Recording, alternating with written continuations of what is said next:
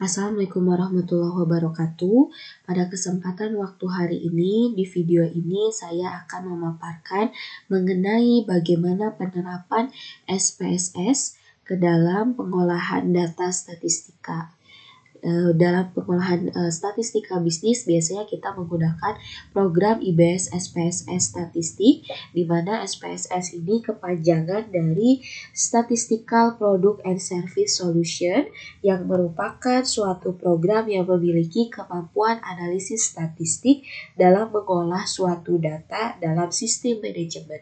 Biasanya SPSS ini digunakan saat kita akan melakukan market research atau riset pemasaran, kemudian saat kita akan menganalisis data survei atau kuesioner, kemudian untuk membantu kita dalam pengambilan keputusan di dalam perusahaan, di dalam operasional perusahaan.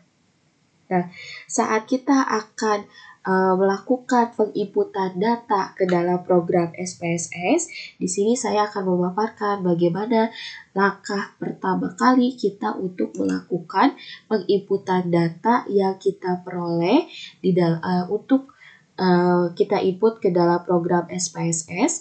Itu saat kita memulai pertama kali, pasti di sini akan kosong untuk tabel atau kolom-kolom pada IBM statistik ini. Nah, nanti saat kita akan melakukan penginputan data, langkah yang pertama kali kita lakukan adalah kita di sini terdapat halaman data view dan variable view. Pada saat kita akan memulai pertama kali itu kita masuk terlebih dahulu pada halaman variable view.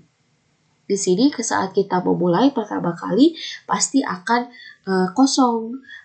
Di sini kita akan menginput pertama kali yaitu mengaktifkan variabel view-nya terlebih dahulu. Di sini kita memperoleh data karyawan itu terdiri dari nama, jenis kelamin, bidang kerja, kemudian gaji, usia, status karyawan, lama kerja, dan pendidikan. Bagaimana data yang kita peroleh ini akan kita olah, akan kita lakukan penelitian statistikanya menggunakan program SPSS. Langkah pertama, kita masukkan terlebih dahulu nama dari masing-masing kolom data yang kita peroleh, kemudian kita tentukan tipe variabelnya. Di sini untuk menentukan tipe variabel, kita bisa mengklik titik 3 yang ada di dalam kotak biru. Di sini ada jenis dari variabel tipenya, di mana di sini ada numerik. Numerik ini biasanya digunakan untuk variabel dalam bentuk angka. Kemudian untuk koma di sini adalah untuk variabel numerik yang nilainya dibatasi oleh koma untuk 3 angka dan tanda titik sebagai batas desimalnya. Kemudian dot ini untuk variabel numerik yang nilainya ditampilkan dengan batas titik untuk tiap 3 angka dan dengan tanda koma sebagai pembatasnya. Kemudian scientific notation ini biasanya untuk data dalam bentuk notasi ilmiah seperti alfa, beta, lambda. Kemudian di sini ada custom currency. Custom currency ini biasanya digunakan untuk variabel numerik yang nilainya ditampilkan dalam suatu format biasanya langsung. Kemudian di sini ada string. String ini biasanya untuk variabel yang bukan numerik dan tidak dapat dihitung. Untuk kolom nama ini kita pilih yang string karena kita di dalam kolom nama kita akan memasukkan datanya itu dalam bentuk kata, dalam bentuk kalimat atau huruf yang tidak perlu nantinya dihitung dalam program SPSS. Karena program SPSS ini secara otomatis akan menghitung data dalam bentuk angka. Kemudian weight di sini adalah jumlah data yang akan kita masukkan dalam kolom name.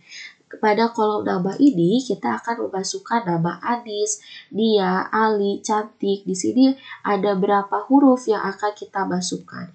Kita ambil boleh 11 huruf, 15 itu terserah. Kalau misalkan di perusahaan kita mencantumkan nama lengkap plus gelar dari karyawan dari masing-masing sumber daya manusianya, kita boleh di sini menambahkan lebih dari 20 angka. Kemudian di sini desimalnya kita nolkan karena data yang kita masukkan tidak mengandung desimal. Kemudian kita labelnya boleh dituliskan nama. Kemudian values-nya kita nonaktifkan. Kemudian di sini untuk jenis kelamin tipe variabelnya adalah numerik karena kita memperoleh data untuk jenis kelamin itu dalam bentuk angka. Bahwa angka 0 ini memiliki arti adalah wanita, 1 ini adalah pria. Yang nantinya harus kita aktifkan pada halaman variabel view.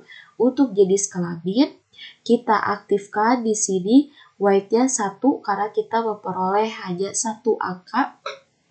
Kemudian desimalnya nolkan karena tidak mengandung desimal. Kemudian yang terpenting di sini adalah kita mengaktifkan values-nya. Untuk mengaktifkan values-nya, di sini pasti akan 0, akan kosong. Nah, di sini untuk values-nya kita cantumkan angka 0, kita tulis angka 0, kemudian labelnya wanita, kemudian di sini nanti di add. Angka 1 kita masukkan pada kotak values, kemudian arti dari angka 1 tersebut kita masukkan untuk pria, kemudian di add, nanti akan kita oke. Nanti akan secara otomatis value-nya akan muncul. Nah, untuk bidang kerja, untuk gaji pun sama. Untuk bidang kerja, kita aktifkan values-nya. Bahwa di sini kita memperoleh untuk bidang kerja itu ada 5 angka. Yang 5 angka tersebut memiliki arti. Bahwa angka 1 itu artinya adalah administrasi, kemudian 2 personalia, 3 produksi, 4 marketing, 5 keuangan.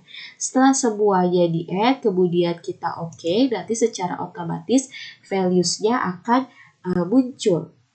Begitupun untuk variabel yang angka dari data yang kita peroleh angka tersebut yaitu mempunyai arti dari kode angka itu seperti di sini status karyawan, di sini untuk angka 1 untuk yang belum menikah, 2 untuk menikah kita aktifkan values-nya. Untuk tingkat pendidikan kita pun sama harus mengaktifkan values-nya.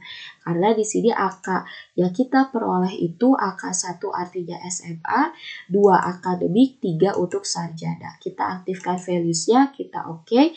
Nanti setelah values-nya aktif, di sini ada kolom missing. Missing ini adalah digunakan bila kita menemukan data yang hilang atau nilai yang hilang. Biasanya bila dalam data yang akan diolah terdapat data yang hilang atau tidak ada. Jika dianggap tidak ada yang hilang maka diabaikan kolom ini. Kalau misalkan tidak ada data yang hilang kita abaikan. Kemudian untuk kolom yang columns ini itu sama seperti white, yaitu adalah untuk menentukan lebar data. Kemudian di sini ada light. Light ini adalah digunakan untuk mengatur tampilan data dengan pilihan rata kiri atau rata kanan ataupun ke tengah. Kemudian di sini ada kolom measure. Measure ini digunakan untuk menunjukkan jenis pengukuran data. Biasanya sudah kita bahas pada teori dasar statistika bisnis, yaitu ada tingkat pengukuran, itu ada skala ordinal, ada nominal, ada interval, ada rasio, di mana measure ini adalah untuk menunjukkan jenis pengukuran data tersebut, ada scale, ada nominal, ada ordinal. Kemudian nanti setelah kita mengaktifkan variabel view-nya, kita sudah memastikan bahwa values masing-masing variabel yang perlu diaktifkan values-nya sudah kita masukkan, kita sudah menginput arti dari angka-angka tersebut, baru kita bisa menginput data yang kita peroleh secara keseluruhan pada halaman atau pada sheet data view. Di sini Kalau di statistik itu hanya 2 halaman, beda hal dengan di Microsoft Excel. Kalau di Microsoft Excel kita bisa terdapat berbagai banyak halaman, berbagai sheet. Kalau di statistika bisnis itu hanya ada di program SPSS itu hanya 2 halaman, yaitu untuk data view dan variable view. Di mana untuk memulai penginputan data kita harus mengaktifkan terlebih dahulu variable view-nya, kemudian baru kita bisa menginput secara keseluruhan data yang akan kita olah pada halaman data view. Setelah itu, kalau misalkan kita sudah melakukan penginputan, kemudian kita mau men-save, itu men-save-nya masih sama seperti kita akan men-save dokumen pada Microsoft Word. Kita boleh file, kemudian boleh save atau save as, kemudian kita pilih mau men-save di dokumen kita yang mana, itu kita nanti setelah itu kita save, nanti secara otomatis akan tersave data tersebut pada dokumen yang kita pilih untuk menyimpan data penginputan data yang akan kita olah pada program SPSS. Nah, sekian penjelasan mengenai bagaimana penginputan data pada software SPSS yang dapat saya sampaikan. Mohon maaf atas kesalahan, kekurangan dalam penyampaian teori ini. Saya sangat berharap saran, komentar kalian yang menonton demi perkembangan video-video selanjutnya. Terima kasih sudah menonton video ini. Semoga bermanfaat. Wassalamualaikum warahmatullahi wabarakatuh.